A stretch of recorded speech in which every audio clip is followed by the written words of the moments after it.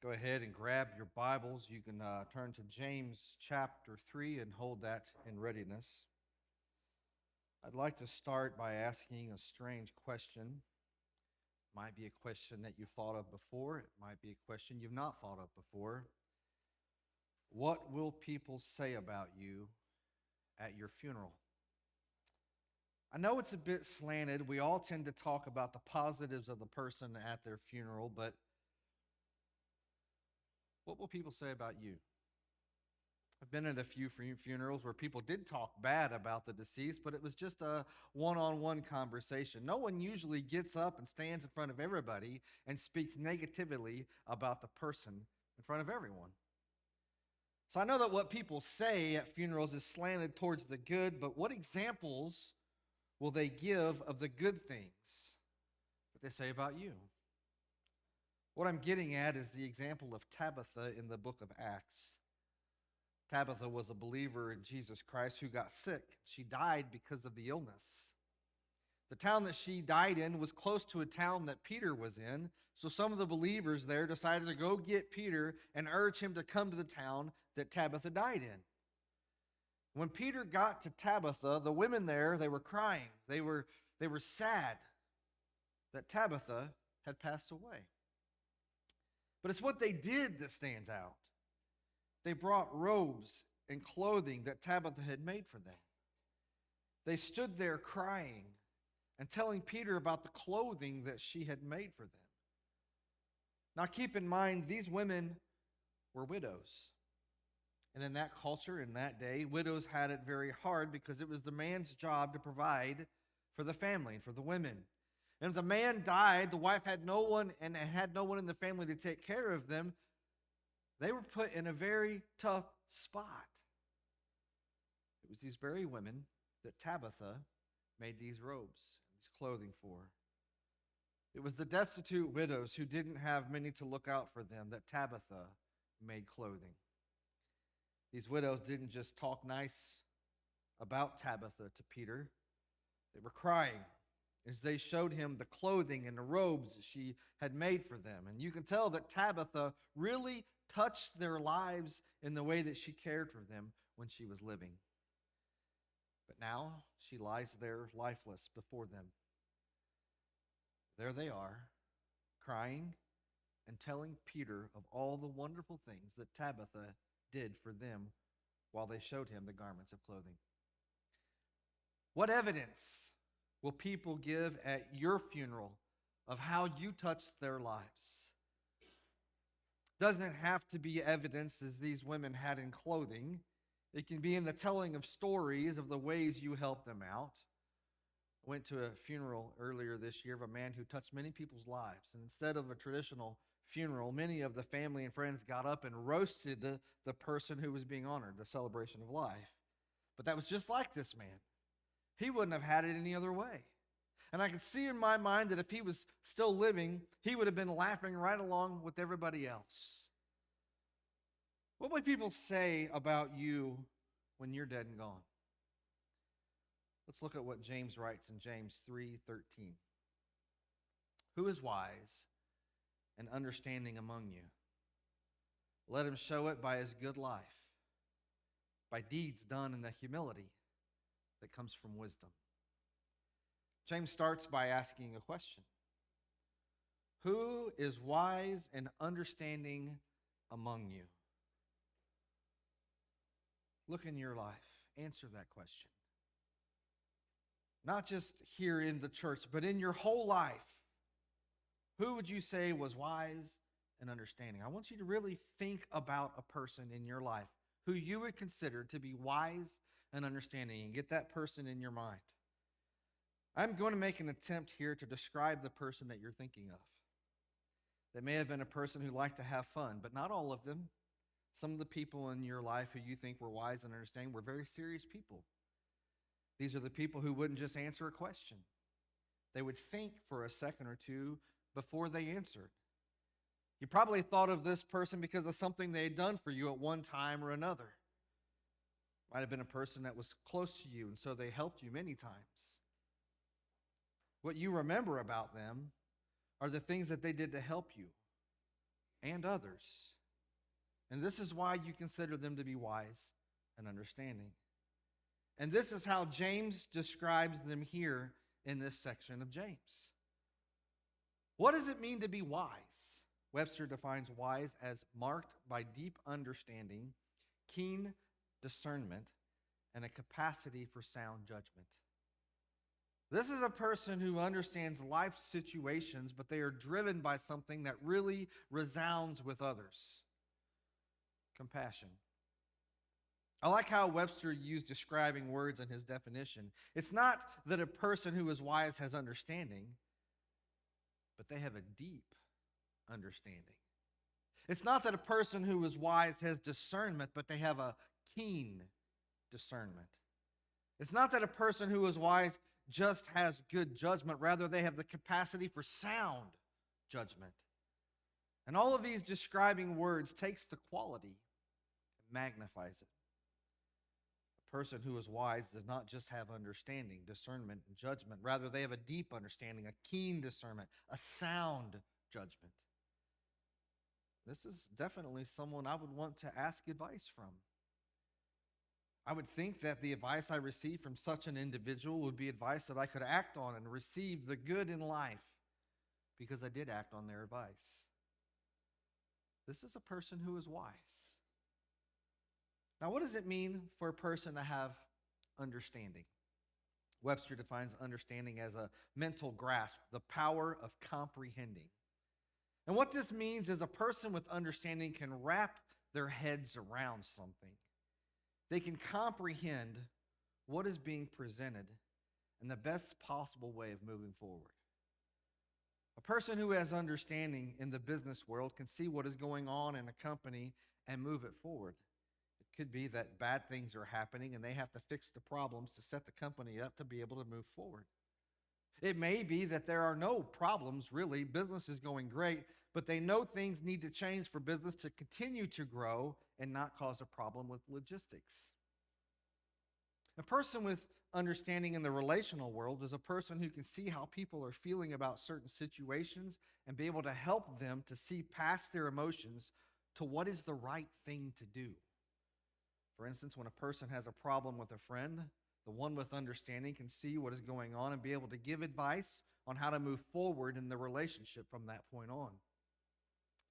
A person who has understanding in the spiritual world can see that things on earth are not always as they seem.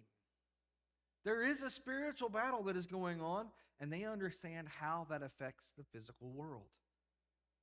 A person with wisdom can comprehend what's going on and what to do. And James asks, who is wise and understanding among you? I think as we consider this, we would like to raise our hand and say that we are wise and understanding. If we can't do that, we at least desire to be wise and understanding. I bet every person would say that they're wise and understanding, or at least that they desire to be wise and understanding. But here's the thing. We cannot determine for ourselves if we are wise and understanding. That designation needs to be given to us by someone else. James says that there seems to be some qualifiers for a person to be considered wise and understanding. Look again at James chapter 3, verse 13. Who is wise and understanding among you? Let him show it by his good life, by deeds done in the humility that comes from wisdom. The first thing I'd like to point out goes right along with what James has said in chapter 2. Faith by itself is dead, but faith with deeds is the saving kind of faith that you need. In other words, a person cannot just say they have faith and be understood as a faithful person. That faith must be demonstrated. It's the same with those who are wise and have understanding. A person cannot just say they are wise and be accepted at face value as being wise. Just like a person cannot say they have understanding and be taken at face value as a person with understanding. Both of these qualities are qualities that others must give on your behalf. Just as the widows who through tears were showing Peter the articles of clothing that Tabitha gave to them. It is through the words of others that understanding and wisdom are merited.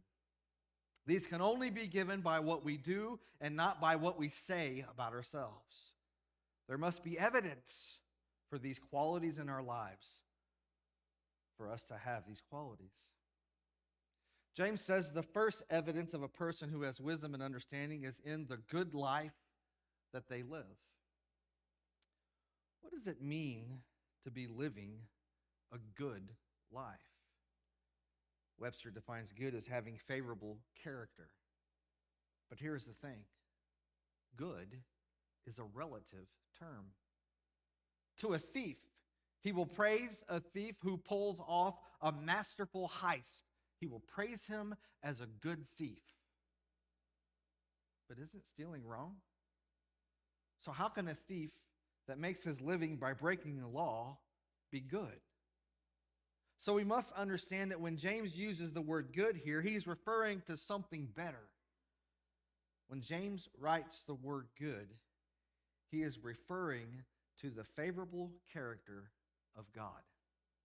When a person acts in a way similar to the way that God acts, that person is acting in a good way.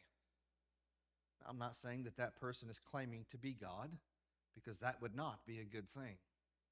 But to live characteristics of God's nature, that is a good life. So a person who is loving, caring, works to bring people to salvation, is honest, tells the truth, and does all to put others above themselves. This is a person who is good. To tie this to the terms we have already discussed, a person who is wise and understanding is a person who is good. But James is not just talking about being good. James is talking about the way a person lives their life. A person who is wise and understanding will show their wisdom. They'll show their understanding in the good life that they live. The actions of their life are favorable to the characteristics of God. This is evidence of them obtaining wisdom and understanding. Because by worldly definitions, many people can live a good life. They may even not be followers of Jesus Christ. What they mean by having a good life is financially and socially, they have a favorable life. By the measuring stick of society, having enough wealth, possessions, good health, maybe even stable family lives grants you having a good life. Some people will stop at the wealth and possessions part and say that they have plenty of wealth, they have plenty of possessions, they have a good life. These are not the qualities of a good life that James refers to. You see, James breaks down a good life a bit further. The first quality of a good life, according to James, is to have deeds done in humility. What does it mean to be humble? I've heard people proudly claim that they are humble. When I hear this, I chuckle. Being humble is another quality that a person cannot claim for themselves. This is something that someone else has to claim about you. You cannot make the claim of yourself that you are a humble person. This is why I chuckle when I hear a person say they're humble. The moment that anyone says that they're humble, they're bragging about their humility. Bragging is a symptom of pride, and pride is the opposite of humility. So when a person says they're humble, it brings a chuckle out of me because I realize they don't understand the pride of that statement. What does it mean to be humble? Webster defines humble as not proud or haughty, not arrogant or assertive. Webster does not define for us what being humble is. He merely describes what the opposite of being humble is. I believe that Paul does a better job of defining for us what humility is in Philippians chapter 2, verse 3. And this is what Paul writes. Do nothing out of selfish ambition or vain conceit, but in humility, consider others better than yourselves. Now, we could spend some time talking about how humility is not doing things out of selfishness or vain conceit, but I think the second part of what Paul writes speaks to everything. When he writes that humility is considering others better than yourself, that's the definition. That includes not being selfish or being full of conceit. To be humble is to position ourselves under others. Now, this is something that is contrary to how the world operates. Our world operates by titles. Certain titles carry with them certain benefits. The bigger the title, the more the benefits, the more others honor you. But what happens when a person with a big title is not recognized by that title? Or what happens when a person with a title thinks the title is bigger than it really is? A person who has a big title that's not recognized for their title will offer a question. And this question is usually given with a certain amount of emotion behind it. They'll say something like, "Don't you know who I am?" And by that, they simply mean to be able to tell you about their title. For instance, I've seen many different times on a TV show entitled Undercover Boss. What the show likes to do is to take an executive or a higher up in a company and put them as a lowly worker in the company. It's oftentimes humorous, seeing how the executive, the higher up in the company, is not able to keep up with the job that is given in his own company. Through the show, the boss gets to rub shoulders with many of the employees. They get to learn about their life situations, what the job means to them. Sometimes the boss gets to find out certain people in the company who simply do not belong there. As the show comes to an end for that episode, the boss calls in the people they work with, and they uncover who they are.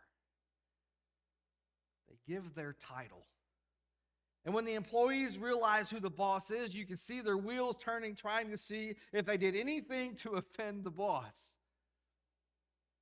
Many are absolutely amazed.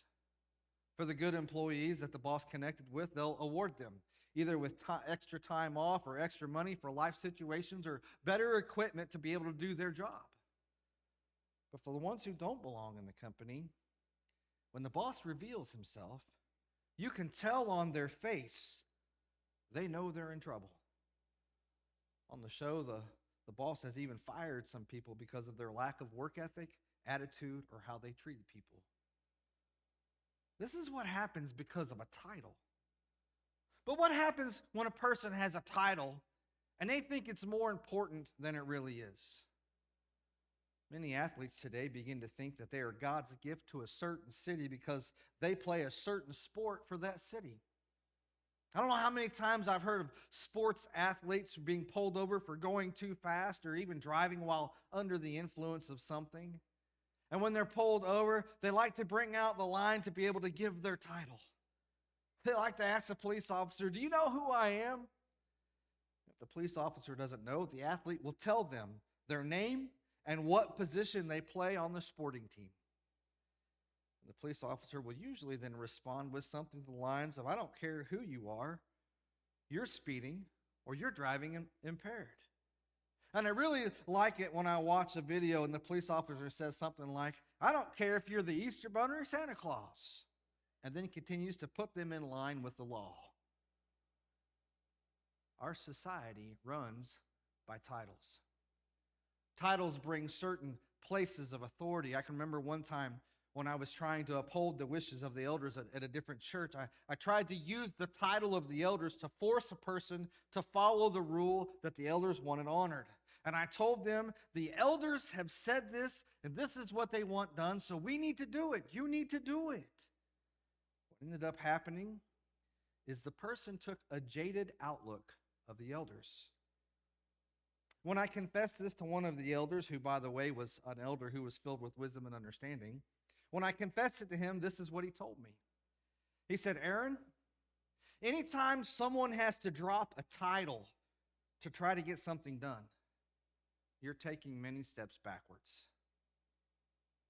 We're to be a people who humble ourselves, not try to lift ourselves up because of the titles that we wear, And I really don't know how or why I did what I did back then, because it didn't take me long in the ministry to see how people changed once they found out I was a preacher.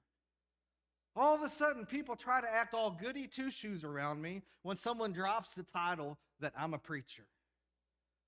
Instead of using titles, try humbling yourself. That's what James says to do. When we humble ourselves and act in that humility, the deeds that we do demonstrate the good life that we choose to live. When we demonstrate the good life by the acts of humility, this is what shows wisdom and understanding. When we humble ourselves, as Jesus did in John 13, we demonstrate a good life. Jesus, understanding what was about to happen, he took off his outer clothing and he clothed himself as a servant. Wrapping a towel around his waist, he humbled himself to the position of a servant to the disciples.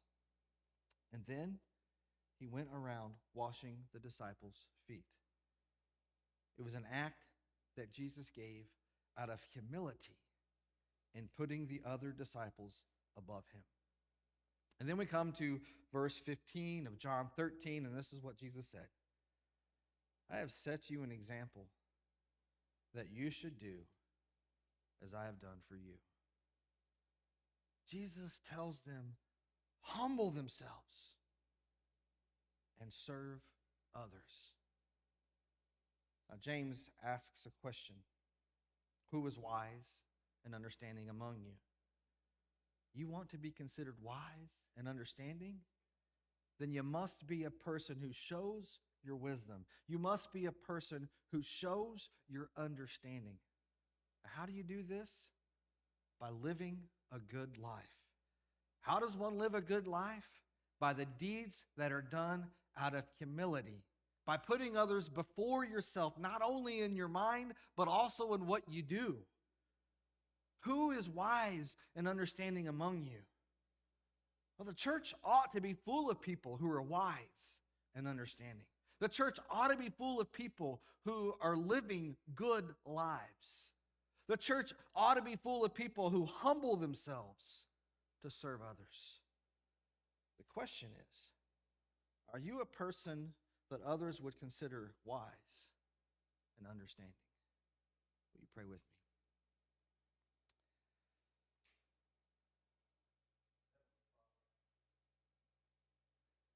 In a world run by titles, stepping over people for recognition, it's hard. It's hard to humble ourselves. But I realize it's not any different now than it was back then. And yet you still call us to humble ourselves. I pray that we can. We can learn. We can humble ourselves, that we can serve others. That this church can be full of people who humble themselves and serve others, not for their own glory, not that people can brag about their good life or the humility that they have, but God, others can see you. And I pray that as we live these lives, not only in these doors and within these walls, but as we live these same lives out in the community, that the light that we shine can affect other people's lives for your glory. That they can humble themselves and come to you. I pray this in your Son's name.